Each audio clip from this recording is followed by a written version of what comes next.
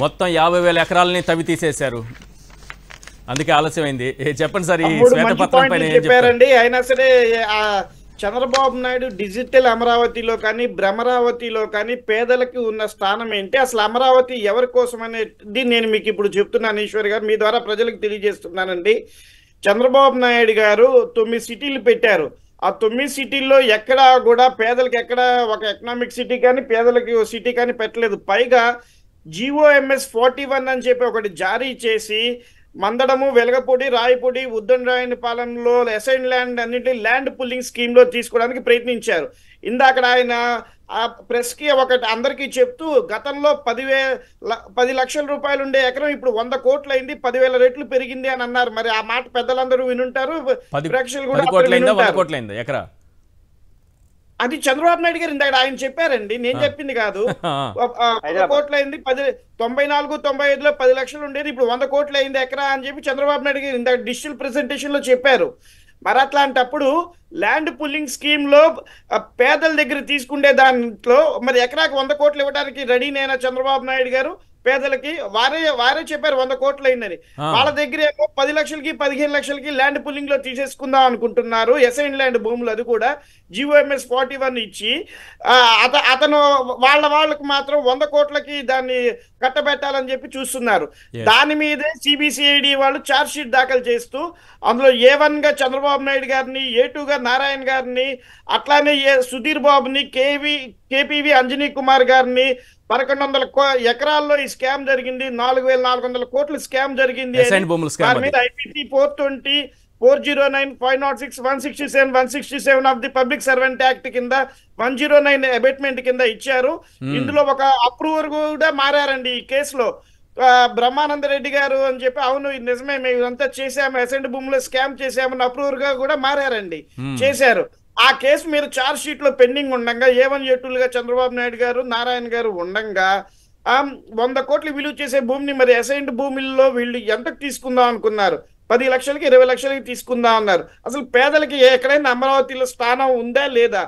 ఇంకో ముఖ్య విషయం అండి, ఇది రియల్ ఎస్టేట్. ఇప్పుడు వీళ్ళ భూములు అమ్ముకోవాలండి, మళ్ళీ ప్రభుత్వం దిగిపోయే లోపల వీళ్ళ భూములు అమ్మేసుకోవాలి. వీళ్ళ భూములు అమ్ముకోవాలంటే ఇప్పుడు రేట్లు లేవు.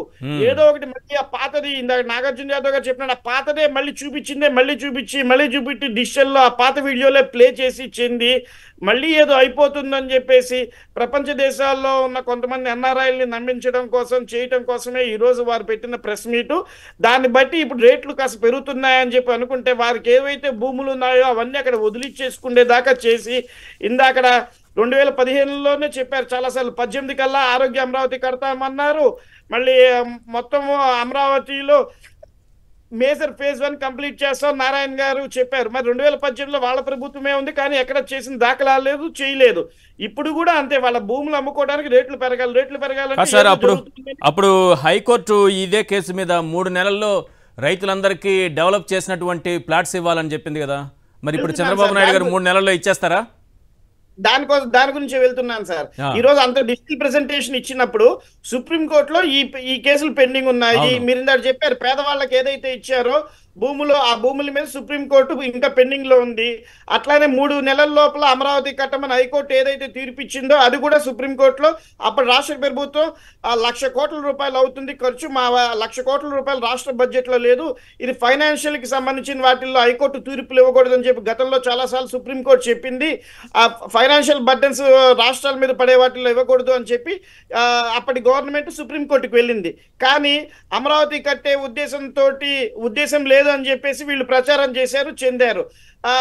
మరి ఇప్పుడు ఇంత డిజిటల్ ప్రెజెంటేషన్ చేశారు కదా, ఇగోండి అమరావతి ప్రజల కోసం ఈ 3 నెలల లోపల మేము కట్టడానికి రెడీగా ఉన్నాము. ఈరోజు సుప్రీంకోర్టులో కేసు విత్డ్రా చేయడానికి మా లాయర్ని రేపు పొద్దున్న ఢిల్లీకి పంపిస్తున్నాము, వాళ్ళు విత్డ్రా చేసుకొని రాగానే 3 నెలల్లో మేము చేస్తామని చెప్పలేదు. అట్లాంటప్పుడు చేయనప్పుడు అప్పుడు రాష్ట్ర ప్రభుత్వం చేసింది కరెక్టే, ఫైనాన్షియల్ బర్డెన్ ఉంది దీంట్లో అని చెప్పి ఒప్పుకోవాలి కనీసం. ఆయన ఈ రోజు డిజిటల్ ప్రెజెంటేషన్ చేసిన దాంట్లో అప్పుడు రాష్ట్ర ప్రభుత్వం అప్పుడు హైకోర్టు తీర్పు కరెక్ట్ కాదు, అందుకే అప్పుడు రాష్ట్ర ప్రభుత్వం వెళ్ళింది. కాబట్టి మేము కూడా ఇప్పుడు దాన్ని విత్డ్రా చేసుకోవట్లేదు, చెందట్లేదు. గత రాష్ట్ర ప్రభుత్వం ప్రజల కోసం ఏదైతే నిర్ణయం తీసుకొని సుప్రీంకోర్టుకి వెళ్ళిందో దానికి మేము కంటిన్యూ చేస్తున్నామన్నా చెప్పాలి. ఈ రెండిట్లో ఏదో ఒకటి చేయాల్సిన బాధ్యత చంద్రబాబు నాయుడు గారికి ఉందండి. ఒకటి, అమరావతి ప్రజల కోసము అమరావతి కట్టడానికి ముందుకు వస్తారా, దాన్ని విత్డ్రా చేసుకొని, లేకపోతే రాష్ట్ర ప్రభుత్వం కరెక్టే చేసింది, మేము విత్డ్రా చేసుకోము ఈ 5 ఏళ్ళు అయ్యే వరకు అని చెప్పి నారాయణ గారు ముందుకు వచ్చి స్టేట్మెంట్ ఇస్తారో చూడాలి సార్. ఇది కేవలం వాళ్ళు రియల్ ఎస్టేట్ భూములు అమ్ముకోవడానికి చేయడానికి డిజిటల్ ప్రెజెంటేషన్స్ అన్ని పెడుతున్నారే తప్ప ఈ అమరావతిలో ఈ డిజిటల్ భ్రమరావతిలో ఎక్కడా కూడా పేదలకి సెంటు భూమి కూడా ఇచ్చిన దాఖలాలు లేవు. మళ్ళీ మీ ద్వారా ఇంకోటి లాస్ట్ చేస్తున్నాను సార్ విన్నపం. ఏదైతే మందడము, ఉద్దండరాయనపాలెము వీటన్నిటిలో జియోఎంఎస్ 41 ప్రకారం ల్యాండ్ పుల్లింగ్ స్కీమ్లో తీసుకోవాలని ఎక్కడ తలిచినా సరే, ఇందాక చంద్రబాబు నాయుడు గారి నోటి ద్వారా 100 కోట్ల ఎకరం అయిందని చెప్పి వచ్చింది కాబట్టి ఎక్కడ ల్యాండ్ పుల్లింగ్ చేసినా సరే వాళ్ళందరికీ కూడా 100 కోట్ల లెక్కే కట్టి భూమి తీసుకోవాలి, చేయాలి. అది అసైన్డ్ భూములు పేదవాళ్ళవి చౌకగా కొట్టేయాలనే చౌకబార ఆలోచనలు ప్రభుత్వం చేయకూడదని చెప్పి నేను డిమాండ్ చేస్తున్నానండి. మంచి పాయింట్ చెప్పారు సార్. ఇది 3 నెలల్లో అప్పుడేమో హైకోర్టు జగన్మోహన్ రెడ్డి గారికి ఒక టైం బౌండ్ పెట్టేసి ఇమీడియట్గా కట్టేయాలి, పేదలకి వాళ్ళకి రైతులకి అందరికీ కూడా డెవలప్ చేసిన భూములు ఇచ్చేసేయాలి అని చెప్పారు. సరే కాదు మేము చేయలేము ఇంత త్వరగానే వారు సుప్రీంకోర్టుకి వెళ్ళారు. మరి చంద్రబాబు నాయుడు గారు చేయాలి కదా, రాగానే వెంటనే విత్డ్రా చేసుకోవాలి కేసు. 3 నెలల్లోనే డెవలప్ చేసిన ప్లాట్స్ ఇవ్వాలి కదా. అంటే 2014-15లో భూములు ఇచ్చిన వాళ్ళకి ఈ రోజు వరకు ప్లాట్స్ రాలేదంటే ఎవరిదా పాపం? చంద్రబాబు నాయుడు గారు 5 ఏళ్ళు ఉండి ఎందుకు ఇవ్వలేదు? 3 నెలల్లో హైకోర్టు ఏమని చెప్పింది, మరి 3 నెలల్లో అప్పుడు చంద్రబాబు ఎందుకు చేయలేదు? పోనీ ఇప్పుడైనా 3 నెలల్లో నేను చేస్తానని చెప్పొచ్చు కదైనా, ఆయన ఇప్పటికీ చెప్పరు. సార్ పురుషోత్తం రెడ్డి గారు, ఇక్కడ ఇంకొక విషయం ఏంటంటే ఒక క్షణం నేను కంక్లూడ్ చేసిన, పోనీ చెప్పకపోతే గత రాష్ట్ర ప్రభుత్వం చేసింది కరెక్టే, సుప్రీంకోర్టుకి తప్పు కాదని అన్నది చెప్పాలి కదా. అదేనా చెప్పాలి, అవేవి కనపడదు దాన్నే శ్వేతపత్రం అంటారు. ఏం కనపడకపోతే దాన్నే శ్వేతపత్రంలో చెప్పాలి కదా. అప్పుడు ప్రభుత్వం కరెక్టే చేసింది, సుప్రీంకోర్టుకి వెళ్ళిందని ఒప్పుకోవాలి. అది నేను డిమాండ్ చేస్తున్నాను.